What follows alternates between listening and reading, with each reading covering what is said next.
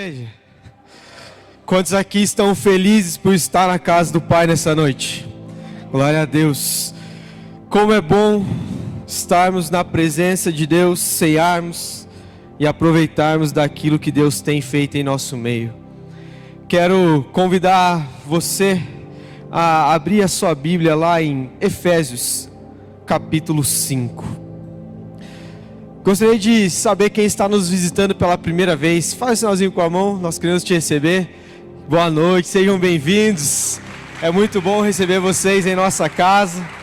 Eu quero te convidar no final deste culto, na minha direção, no hall de entrada, nós temos o balcão do Connect. Nós temos um brinde para você, pode retirar lá. E também, se você tiver interesse, conhecer um pouco mais sobre a nossa igreja, você pode conversar com o pessoal do Connect, eles vão te passar todas as informações. Aproveito para te encorajar. Nós temos um curso que se chama Familiarizando. Lá você tem acesso a algumas aulas, terá informações do que nós cremos como igreja. E se ao fim das aulas você decidir fazer parte da nossa igreja, será uma honra recebê-lo em nossa família. Amém? Como igreja, nós participamos e fazemos cultos através dos temas. E há 2 semanas atrás nós iniciamos o tema Somos Onda Dura. Na primeira semana sobre esse tema, falamos um pouco acerca da nossa visão como igreja. E a nossa visão como igreja, eu costumo dizer que ela é bem simples. Nós somos uma igreja em diversas cidades. Essa é a nossa visão. Se você for na Onda Dura do Macapá, lá você terá a mesma identidade de igreja. Se você for no Rio Grande do Sul, a mesma igreja. Santa Catarina, a mesma igreja. Porque nós somos uma única igreja, espalhada em várias cidades. Esse é o nosso chamado como igreja. Na segunda semana, na semana passada, nós falamos acerca da nossa identidade, nossa cultura. E podemos resumir ela em 3 palavras. Somos uma igreja bíblica, acolhedora e extraordinária. Essas 3 palavras nos mostram muito e revelam muito acerca do que nós cremos como igreja. Esse é o nosso chamado, sermos uma igreja bíblica, e nós levamos isso muito a sério. Tudo que é dito, falado, ministrado nos GPs, nos cultos, nos discipulados, está dentro da palavra de Deus. Nós cremos que ela não contém erros, não contém enganos. Ela é a própria palavra de Deus que foi escrita para conduzir as nossas vidas. E a partir de uma igreja bíblica nós cremos que precisamos necessariamente ser acolhedores, porque Cristo nos acolheu à sua família. Cristo nos amou e se entregou por nós, nos acolheu e hoje fazemos parte do corpo de Cristo. Portanto, é nosso papel acolher aqueles que estão chegando até nós, da mesma maneira como um dia fomos recebidos. E a partir disso, não há outra forma senão viver de maneira extraordinária. Nós somos uma igreja e cremos que fomos chamados para ver algo além do comum. No nosso trabalho, nas nossas vidas, no nosso dia a dia. Não somos chamados para fazer apenas o comum, mas viver de modo extraordinário. Porque cremos que isso glorifica a Deus, vivendo desse modo. E hoje, através de Efésios 5, nós iremos falar sobre a nossa missão como igreja. E a nossa missão como igreja é ser e fazer discípulos iguais a Jesus, para manifestar sua glória ao mundo. Você consegue repetir comigo? Ser e fazer discípulos iguais a Jesus, para manifestar sua glória ao mundo. Esse é o nosso chamado como igreja. E eu quero iniciar te fazendo 2 perguntas. Primeiro, você sabe o que significa ser um discípulo verdadeiro de Cristo? Se você consegue responder essa pergunta, eu tenho mais uma para você. Quais são as implicações que isso gera na sua vida no dia a dia? Quero te convidar a fechar seus olhos, curvar sua cabeça. Vamos orar mais uma vez? Senhor Deus, nós estamos, Pai, em Tua presença para honrar e glorificar o Teu santo nome. Que nessa noite o Teu Espírito Santo encontre corações quebrantados para receber a Tua palavra. Nós temos toda uma organização, todo um cronograma, mas eu te entrego este culto em tuas mãos. Se for da tua vontade, que o teu Espírito Santo tenha liberdade aqui e eu venha falar acerca daquilo que o teu Espírito Santo tem para a nossa igreja nesta noite, Pai. Em nome de Jesus. Amém. Quero te convidar a ler comigo Efésios 5:1, somente 1. E deixe sua Bíblia aberta que nós vamos ler ela pausadamente ao longo dessa noite. Portanto, sejam imitadores de Deus, como filhos amados. Repita comigo. Portanto, sejam imitadores de Deus, como filhos amados. Meus irmãos, olha o que vai estar escrito lá em 1 João 3, 1 e 2. Diz o seguinte: vejam como é grande o amor que o Pai nos concedeu, que fôssemos chamados de filhos de Deus, o que de fato somos. Por isso, o mundo não nos conhece, porque não o conheceu. Amados, agora somos filhos de Deus. Quero te fazer uma pergunta: quem aqui é filho de Deus? Glória a Deus por isso. Por quê?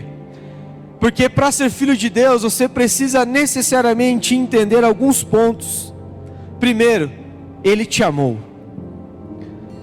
Quando nós compreendemos que Deus nos amou a tal ponto que deu o seu Filho por nós, nós compreendemos que nós passamos a ser seus filhos. E esse é o segundo ponto. A partir do momento que compreendemos que somos amados, nos tornamos filhos, somos adotados à família de Deus, crendo no sacrifício de Cristo Jesus. Amém? Só que isso nos leva a um terceiro ponto. A partir do momento que entendemos que somos amados por Deus, que fomos adotados por Deus, automaticamente recai sobre nós uma missão. E essa missão está descrita aqui em Efésios 5:1. Imitem-no. Imitem-no em tudo. A partir do momento que nós compreendemos que Cristo, por meio do seu sacrifício, nos reconciliou com o Pai, é imputado sobre nós a nossa missão aqui na terra: ser igual a Ele, imitar a Ele em tudo. Nós temos o dever de imitar a Deus no nosso trabalho, nas nossas vidas, no nosso dia a dia, na nossa faculdade, como maridos, como pais.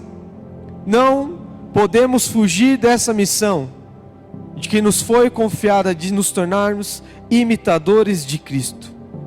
Mas nós, como igreja, cremos que esse processo de nos tornar mais parecidos com Cristo acontece por meio do discipulado. E quando eu falo discipulado, eu não quero dizer um programa de uma igreja. Eu quero dizer do discipulado verdadeiramente cristão. Nós cremos que o discipulado cristão, ele acontece dia a dia.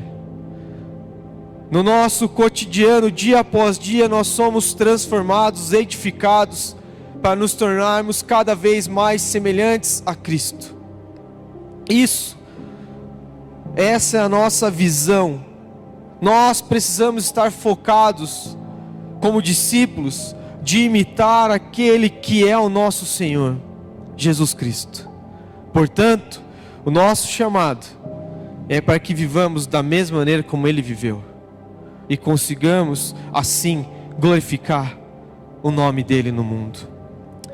O autor Thomas de Kempis, ele vai dizer a seguinte frase: miserável serás onde quer que estejas e para onde quer que te voltes, se não te voltardes para Deus.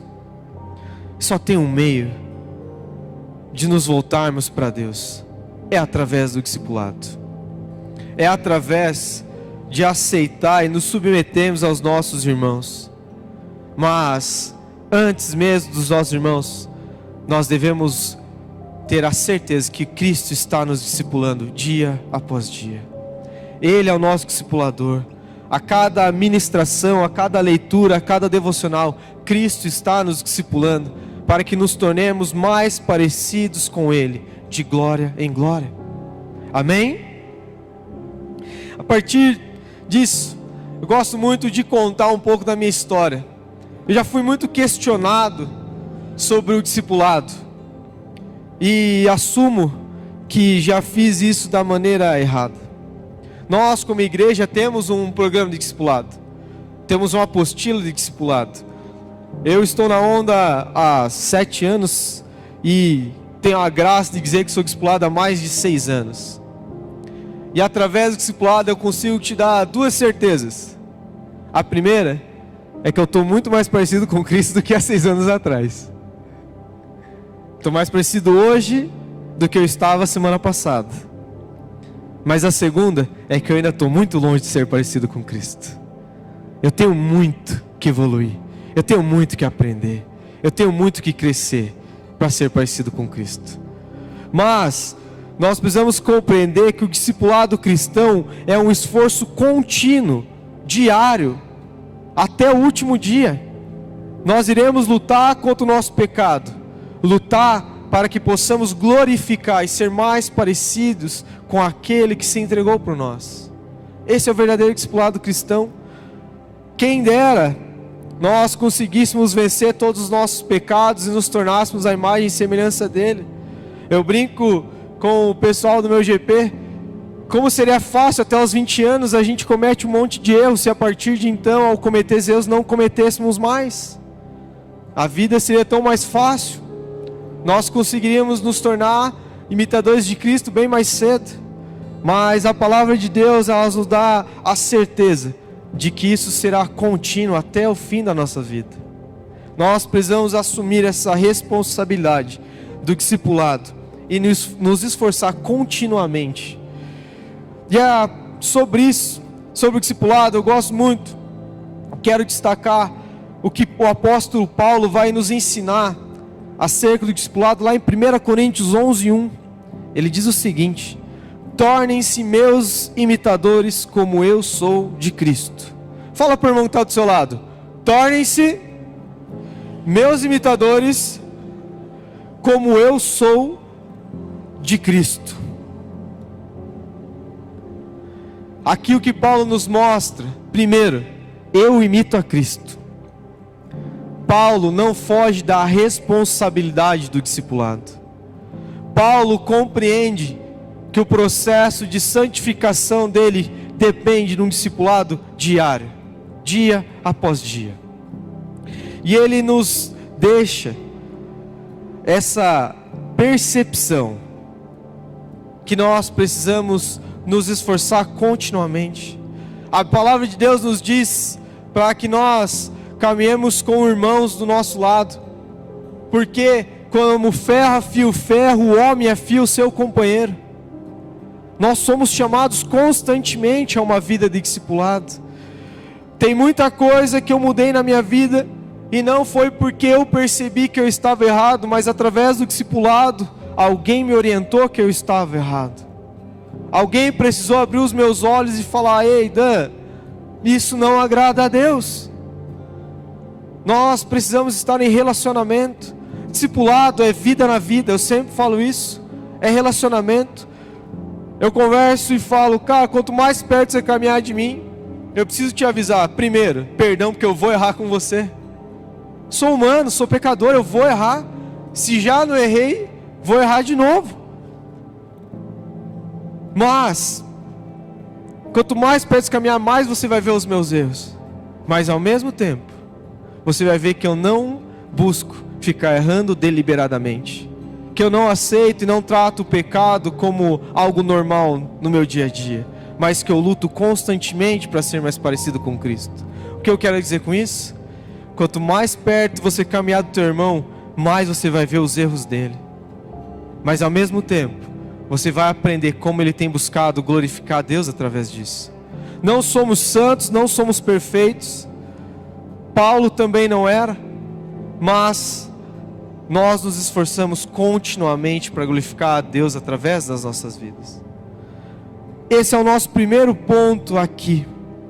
E quando Paulo chama a atenção, que ele fala: sejam meus imitadores como eu sou de Cristo.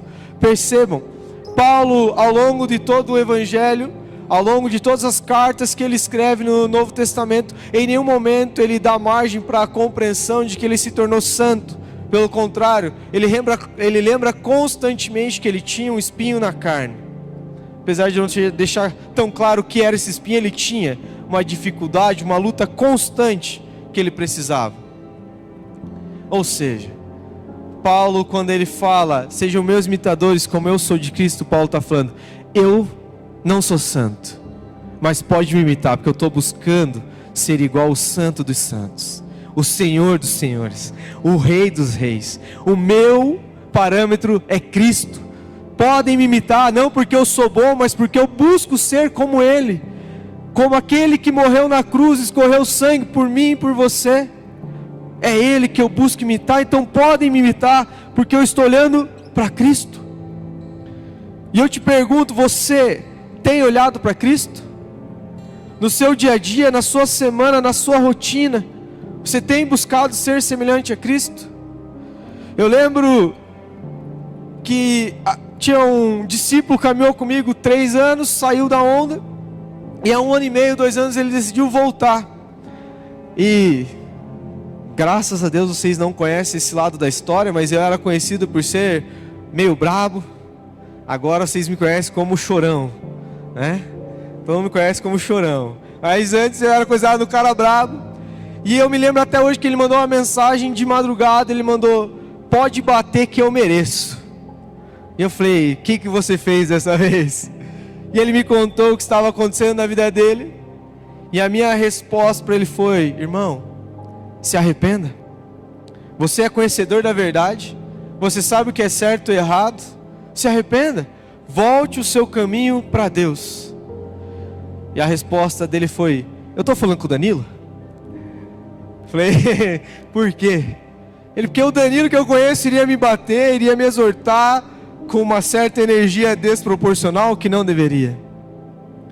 E a minha resposta para ele foi, irmão, eu aprendi a ser mais parecido com Cristo. Ao fim da exortação de Cristo, as pessoas não se sentiam humilhadas e amedrontadas, elas se sentiam encorajadas. Elas queriam ter suas vidas transformadas. Elas buscavam uma melhora de vida e não ficavam tristes, apesar de ser exortações que corrigiam o íntimo da vida delas. Isso eu fui aprender depois de anos.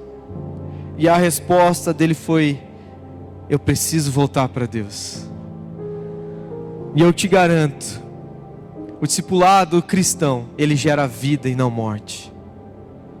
Nós devemos ficar tristes porque somos constrangidos, mas não porque somos humilhados, porque somos amados e cuidados.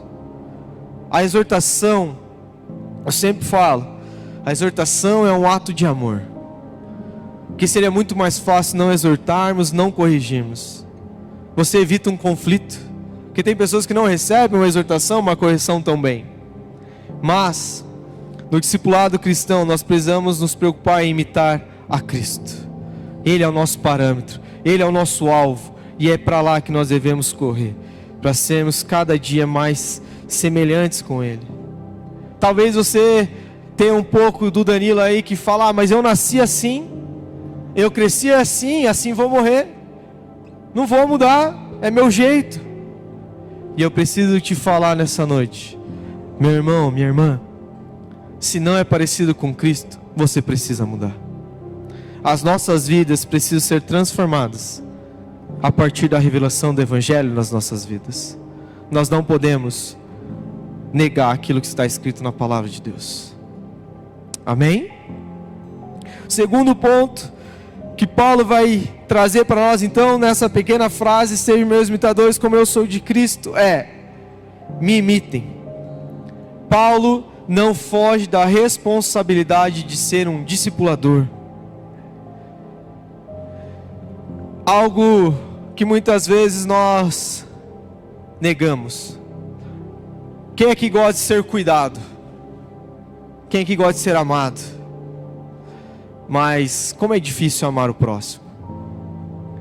Todo mundo quer ser cuidado, todo mundo quer ser amado, todo mundo quer ter um discipulador disposto para ouvir, para ser tratado, para ser orientado, mas poucos estão disponíveis para cuidar de vidas. Paulo chama a responsabilidade para si, de que além de ser discípulo, nós devemos nos tornar discipuladores. O que Paulo está nos dizendo aqui então? Os filhos amados de Deus imitam a Deus e, portanto, se tornam dignos de serem imitados. Não porque são bons, mas porque a vida deles está apontando para Deus. Uma vez eu fui questionado do porquê que a Bíblia relata os pecados, por exemplo, de Davi, o homem segundo o coração de Deus. Você já parou para pensar sobre isso? Que a palavra de Deus, ela revela e conta os pecados de vários homens de Deus, homens que foram abençoados, foram agraciados, foram usados para a obra dele, mas eles tiveram pecados. E a Bíblia ela não esconde. E há uns anos atrás, pensando sobre isso, creio que Deus abriu os olhos para algo. Se não tivesse sido revelados os pecados de Davi, nós hoje estaríamos adorando a Davi, teríamos discípulos de Davi, mas a Bíblia aponta o tempo inteiro para um único homem que é digno de ser imitado. O nome dele é Jesus Cristo. A Bíblia não esconde os erros dos homens e nós precisamos compreender, só existe um santo na história: Jesus. Nenhum dos discípulos se tornou santo. Nenhum homem antes usado por Deus foi santo. Todos tiveram pecados. Todos tiveram falhas. Porque a Bíblia está apontando para o único homem que nós devemos ser discípulos. Para o único homem que é o nosso alvo: Jesus. Ele é o parâmetro das nossas vidas. É a Ele que nós devemos imitar. Porque ao imitar a Ele, nós manifestamos a sua glória ao mundo. E a partir disso, eu quero te convidar. Vocês me falaram que são filhos de Deus. Portanto, eu quero destacar 4 pontos que nós devemos viver ao longo das nossas vidas como verdadeiros filhos de Deus, para honrar, glorificar e manifestar a glória dele ao mundo. Amém? Quero te convidar a ler comigo verso 2. Diz o seguinte: vivam em amor, como também Cristo nos amou e se entregou por nós como oferta e sacrifício de aroma agradável a Deus. Viver em amor manifesta a glória de Deus. Morreria pela pessoa que você ama? Você morreria pela sua esposa, pelos seus filhos, pelo seu marido, pelos seus pais? Creio eu que todos dirão que sim. É a resposta natural que nós daremos a essa pergunta. Tudo bem. Mas e você, morreria pela pessoa que tem difamado o teu nome? Tem te caluniado? Por uma pessoa que tramou e armou para que você morresse? Nós não somos chamados para amar quem nos ama e quem nós amamos. Nós somos chamados para amar os nossos inimigos também. Cristo nos amou e se entregou por nós quando nós éramos inimigos dele, sabendo que negaríamos o nome dele todos os dias, sabendo que muitas vezes o pecado bate na nossa porta e nós nem lutamos contra ele, pecamos deliberadamente, mas ele se entregou por nós. Ele não morreu só pelos seus discípulos, mas ele morreu por aqueles que negavam a ele também. E um dia, eu e você fomos esses que negaram a ele. E se hoje nós estamos aqui, é porque esse amor nos alcançou de tal forma que não podemos negar que ele nos ama e nos adota para a sua família. Nós precisamos aprender a amar de modo sacrificial. Uma das coisas que eu aprendi casando é que só falar eu te amo não resolve. Quem mais aqui aprendeu isso? Só falar eu te amo não resolve. Você pode falar 1000 vezes, a pessoa não vai. Mas você só fala. Prove. Leva um buquê de flor. Leva para jantar depois do culto. Convida o Danilo e a Mara para comer junto. Não tem problema. Vamos tomar um café. Meu irmão, nós somos chamados para fazer sacrifício sacrifício, amor, nós precisamos provar diariamente. As nossas ações precisam revelar o nosso amor. Não é só falar que ama. Nós devemos nos sacrificar constantemente. Eu me lembro quando eu me converti, meus amigos me zoavam: pô, mas agora você vive na igreja. Só ir no culto não tá bom? Vai só domingo à noite. Continua fazendo as outras coisas. Depois então, quando eu comecei a ir no GP, 2 compromissos na semana, você está ficando louco, você está virando fanático. E depois então, quando eu virei discipulador, discipulava 5 na semana. Sábado, GP, e domingo, culto. Segunda a sexta, um discipulado por dia. Virei um fanático religioso e cego. Vou confessar algo para você. Nunca foi a minha vontade. Todas as vezes eu pensava: será? Mas principalmente quando chegava um convite para jogar bola. Falava: hoje dá para cancelar o discipulado, né? Não tem problema. A minha vontade me dizia algo, mas a palavra de Deus dizia o contrário. Há 1 ano atrás, 1 ano e meio atrás, eu tinha uma regra. Eu podia usar todos os dias da semana, não tinha problema, menos quinta-feira à noite. 10 anos jogando bola, toda quinta-feira à noite. Falava: não vou. Quinta-feira é o dia que eu não abro mão de ter. Para quem não sabe, meu GP hoje é na quinta.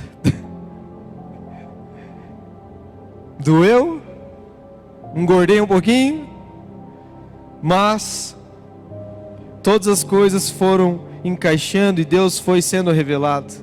Por quê? Nós não fomos chamados para fazer aquilo que nós queremos, aquilo que nosso corpo deseja, aquilo que os nossos sonhos. Nós somos chamados para ver os sonhos de Deus. Somos chamados para ver de acordo com os planos de Deus, não com a nossa vontade, não com os nossos desejos. A partir do momento que compreendemos que somos discípulos de Cristo, devemos imitar Ele em tudo. Em tudo. Inclusive no seu amor sacrificial por nós. Segundo ponto, quero ler com vocês do 5, do 13 até o 14. 5, 13 ao 14. Vamos lá? Diz o seguinte a palavra de Deus: entre vocês não deve haver nem sequer menção de imoralidade sexual, como também de nenhuma espécie de impureza e de cobiça, pois essas coisas não são próprias para os santos. Não haja obscenidade, nem conversas tolas, nem gracejos imorais, que são inconvenientes, mas, ao invés disso, ações de graças. Porque vocês podem estar certos disto: nenhum imoral, ou impuro, ou ganancioso, que é idólatra, tem herança no reino de Cristo e de Deus. Ninguém os engane com palavras tolas, pois é por causa dessas coisas que a ira de Deus vem sobre os que vivem na desobediência. Portanto, não participem com eles dessas coisas, porque outra hora vocês eram trevas, mas agora são luz no Senhor. Vivam como filhos da luz, pois o fruto da luz consiste em toda bondade, justiça e verdade. E aprendam a discernir o que é agradável ao Senhor. Não participem das obras infrutíferas das trevas, antes exponham-nas à luz, porque aquilo que eles fazem oculto, até mencionar, é vergonhoso, mas tudo que é exposto pela luz torna-se visível, pois a luz torna visíveis todas as coisas. Por isso é que foi dito: desperta, ó tu que dormes, levanta-te dentre os mortos, e Cristo resplandecerá sobre ti. Até aqui. Portanto, a primeira implicação que teremos na nossa vida é: vivam em amor. Você está disposto a morrer? E eu não estou dizendo aqui morrer necessariamente da nossa morte total e plena, mas você está disposto a sacrificar os seus sonhos, os seus planos, os seus desejos, a sua finança, para que o nome de Cristo seja glorificado? E o segundo ponto: vivam na luz. Nós somos chamados para viver na luz. Somos chamados para ser íntegros. E aqui muitas vezes as pessoas confundem. Integridade não é não conter erros. Até porque reconhecemos que todos somos pecadores. E estamos em um constante processo de transformação para a glória de Cristo. Mas ser íntegro é não ter nada a esconder.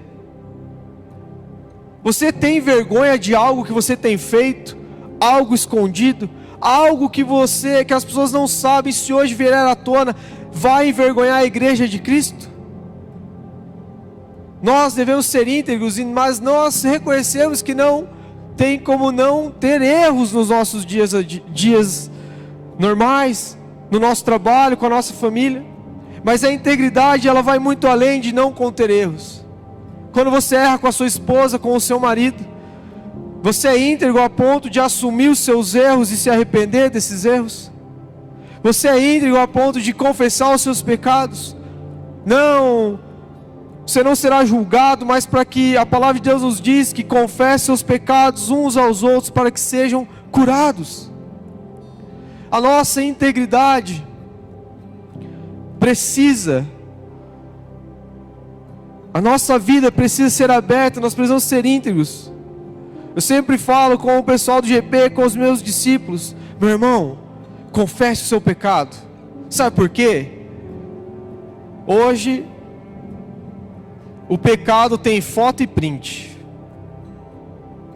Quantas vezes, infelizmente, em 6, 7 anos aqui, nós questionamos, perguntamos, não para julgar, mas para que a pessoa fosse cuidada, fosse amada, fosse tratada, e a pessoa negava. E muitas vezes nós tínhamos prova daquilo que estava acontecendo. Meu irmão, como líder, eu vou te confessar algo: é destruidor isso. Isso machuca muito. Porque o intuito não é julgar, o intuito é amar. Mas isso tem a ver com a nossa integridade. Nós não podemos ter coisas escondidas. A palavra de Deus nos diz que nós devemos viver na luz. E quando você está na luz, nada fica escondido. Não tem como esconder nada. Porque a luz, ela vai revelando. E quanto mais perto da luz nós vamos chegando, mais ela vai nos mostrando os nossos erros, mais nós vamos sendo transformados à imagem e semelhança do nosso Senhor. Como você tem vivido agrada a Cristo? Os lugares onde você frequenta honram a Deus? Você tem se colocado em posições quais não deveria? Ali fala sobre não ser tolo. Quero te dizer, se você em algum desses pontos foi tocado pelo Espírito Santo, procure o seu líder, seu apacentador, seu discipulador, o pastor. Confesse, arrependa-se, tenha uma vida em integridade. E eu vou te garantir algo: é tão bom você estar num lugar onde você não tem medo de que algo venha a ser exposto. É tão bom você viver uma vida que você não tem nada a esconder. Quantas vezes as pessoas já vieram me contar alguma coisa de algum dos discípulos, e eu falei: pode ficar tranquilo, ele mesmo já confessou. Nós estamos tratando, nós estamos cuidando, nós estamos alinhando para que ele possa ser mais parecido com Jesus. Esse é o nosso chamado como igreja. Vamos ler do 15 ao 17. Diz o seguinte: tenham cuidado com a maneira como vocês vivem, que não seja como insensatos, mas como sábios, aproveitando ao máximo cada oportunidade, porque os dias são maus. Portanto, não sejam insensatos, mas procurem compreender qual é a vontade do Senhor. Primeiro ponto, vivam em amor. Segundo, vivam na luz. E o terceiro, vivam com sabedoria. Para quem não sabe, sou formado em sociologia. 99% ateu. E uns lá que aplaudem até o sol como Deus. Mas o que eu percebi, eu me converti, faltavam 6 meses para a minha formatura, para o fim do curso. Durante o curso não estava frequentando igreja, não estava bem com Deus, famoso desviado. Mas depois que eu me converti, eu percebi algo. Como eu era tolo. Queria falar sobre coisas espirituais para pessoas não espirituais. Queria debater. E no fim só acabava me desgastando. Uma das coisas que eu aprendi é que existem certos debates e conversas que não tem por que você se envolver. Uma das coisas que me deixou muito triste é que quantas famílias foram destruídas devido ao posicionamento político. E essa palavra nos diz: não seja tolo, seja sábio. E eu vejo muito isso. Quantas vezes nós entramos em discussões que não vão levar a lugar nenhum. Dentro da faculdade a gente tinha uma frase, é a seguinte: essa discussão vai levar do nada a lugar nenhum. Você vai ficar horas ali conversando e no fim não vai mudar nada. Muito insensato é quem se ocupa com o que não interessa a sua salvação.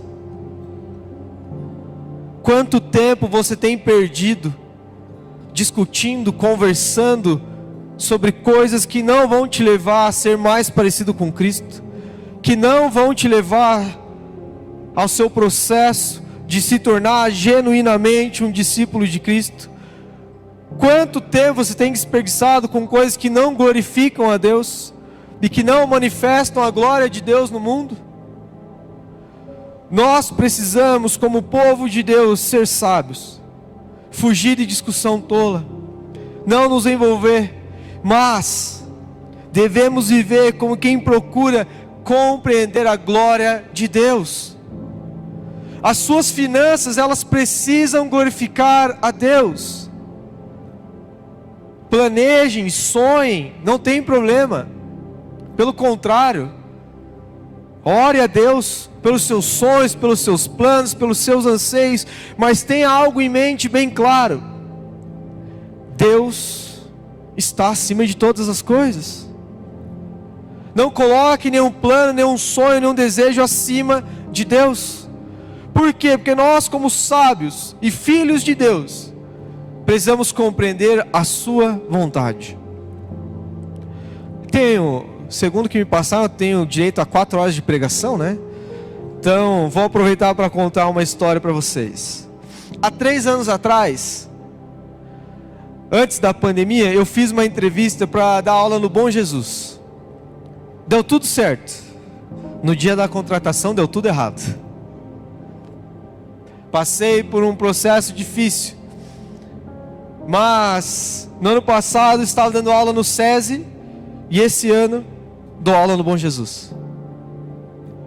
Foi um processo. Na época eu não entendi, fiquei mal, fiquei triste. Falei: Deus, por que me abandonaste?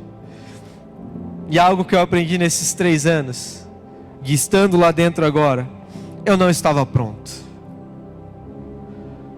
Talvez eu não estivesse glorificando tanto a Deus há 3 anos atrás, lá dentro, como eu estou fazendo hoje. Semana passada um professor veio querer fazer uma brincadeira comigo. Ele falou: você que é o professor crente? Eu falei: crente até o diabo é. Eu sou cristão. Ele olhou: mas qual a diferença de crente e cristão? Eu falei: crente é aquele que acredita que Jesus existe, que Deus existe. Cristão é aquele que condiciona a sua vida a partir das verdades do Evangelho de Cristo. Eu não sou um crente. Eu não só creio na existência dele. Eu vivo de acordo com a vontade dele. a minha vida precisa manifestar a glória de Deus.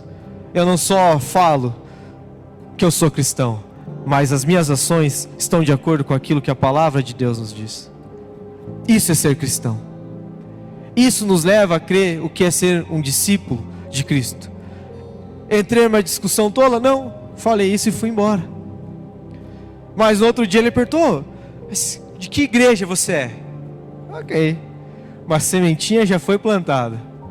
Aos poucos irei falando sobre isso, mas não só através do meu falar, mas das minhas ações. Eu preciso ser reconhecido como um discípulo de Cristo. Para a honra e glória do Danilo? Não. Para apontar para aquele que morreu na cruz. Amém? Último ponto. Vou encerrar antes das 4 horas de pregação. Vamos ler a partir do 18 até o 21. Diz o seguinte: não se embriaguem com vinho que leva à libertinagem, mas deixem-se encher pelo Espírito Santo, falando entre si com salmos, hinos, cânticos espirituais, cantando e louvando de coração ao Senhor, dando graças constantemente a Deus Pai por todas as coisas, em nome do nosso Senhor Jesus Cristo. Sujeitem-se uns aos outros por temor a Cristo. Para encerrar, Paulo nos diz: sejam cheios do Espírito Santo. Desse modo, nós iremos manifestar a glória de Deus ao mundo. Meu irmão, minha irmã, a glória de Deus é manifesta ao mundo a partir da transformação da sua vida, da transformação da minha vida, da transformação das nossas famílias, da sua transformação no trabalho, na escola, onde quer que você esteja. As suas ações precisam ser transformadas e precisam apontar para Cristo. Nós temos 2 aplicações básicas a partir desse texto e do culto de hoje. Primeiro, seja um discípulo. Você precisa compreender e ser um discípulo genuíno de Cristo, que busca todos os dias ser a imagem e semelhança dele. Todos os dias. Só que isso vai te levar ao segundo ponto, a segunda aplicação. Seja um discipulador. Faça como Paulo e chame a responsabilidade para si. Você tem o papel de ser cristão no seu trabalho, na sua família. Eu brinco muito porque eu falo: coitada da minha esposa, ela é a que mais sofre, porque ela é a que mais convive comigo. Obviamente ela é a que vê os meus erros mais íntimos, e logo é função dela, como discípula de Cristo, me exortar e me corrigir, para que eu possa me parecer cada dia mais com Cristo. Esse é o nosso objetivo ou não é? Então nós precisamos ser exortados e corrigidos. Uma das coisas que dói muito é corrigir alguém que você ama. Às vezes, quando eu falo algo para minha esposa e ela fica bicuda, vai pro quarto, e eu fico na sala e eu penso: cara, mal sabe ela que doeu mais em mim ter que falar do que nela ouvir. Porque é ruim. Humanamente falando é ruim. Mas nós como igreja queremos gerar discípulos verdadeiros de Cristo. Se a sua mulher, o seu marido não tem te exortado, meu irmão, minha irmã, algo precisa mudar dentro da tua casa. Porque é nesse lugar que os seus erros mais íntimos vão aparecer. Eu não fui alcançado por Cristo só porque uma pessoa falou do amor de Cristo para mim. Eu tenho um irmão mais velho, o Otávio do café. Apesar de muitos duvidarem, sim, ele é meu irmão, né? Teve alguns que depois de 3 anos de onda foram descobrir sábado. Sábado nós estávamos aqui no nosso culto, o Fernando estava aqui também. E no sábado anterior eu falei: cara, eu tenho um irmão e ele me evangelizou. E o Otávio, o Otávio é teu irmão? Eu falei: é, meu irmão. Para, eu estou aqui há 2 anos na onda e não sabia. Eu falei: então, pois é, meu Otávio é meu irmão. E eu fui alcançado através do que Deus fez na vida do meu irmão. Não só com palavras, porque ele me chamava constantemente para estar no GP, para visitar a igreja. Como eu sempre brinco, eu cheguei, era tudo mato, tinha 15 pessoas. Quando eu decidi fazer parte da onda, tinham 22. Então, era tudo mato. Mas eu fui alcançado através da mudança que teve na vida dele. Como um irmão. Eu chamava ele para fazer as coisas. Chegava no quarto, ele estava lendo a Bíblia. O irmão que antes batia a porta e reclamava, agora fazia as coisas sem reclamar. E eu me questionei, Deus, o que fizeram com o meu irmão? Esse não é o Otávio. Fizeram lavagem cerebral, sequestraram meu irmão e colocaram outro no lugar, porque esse não é o cara que eu conheço. Mas a partir da vida dele, meu irmão caçula foi alcançado. Eu fui o último, fui alcançado. Compartilhei isso nos 2 cultos, é com enorme alegria que eu vou compartilhar pela 3ª vez. Semana passada, meus pais se apresentaram como membros da Andadura Curitiba. Você pode aplaudir o Senhor Jesus por isso? Não foram através de palavras. O amor sacrificial precisa de ações que provem esse amor. Nós, como discípulos de Cristo, somos chamados para fazer transformação. Transformação. A minha família foi impactada através da vida de um discípulo genuíno de Cristo. Minha esposa veio por primeiro. Meses depois veio a mãe dela. Meses depois, meu sogro e minha sogra estão aqui. As vidas, as famílias precisam ser transformadas através de um discípulo genuíno de Cristo. E eu quero encerrar falando: se a sua família, os seus amigos não estão sendo transformados por meio da sua vida, você precisa rever o seu conceito de discípulo de Cristo. Porque nós somos chamados para impactar essa sociedade, para impactar as vidas, famílias. Nós somos chamados para glorificar e manifestar o poder de Deus em tudo o que fazemos. Amém? Quero convidar a igreja a fechar os olhos, curvar a cabeça. Vamos orar? Se nessa noite o Espírito Santo ministrou ao seu coração e você compreendeu o chamado, a missão que nós temos como igreja e individual, de sermos discípulos genuínos de Cristo e consequentemente fazer discípulos de Cristo, eu quero convidar você a fazer um sinal com a sua mão, que eu vou orar pela sua vida e por este culto, no nome de Jesus.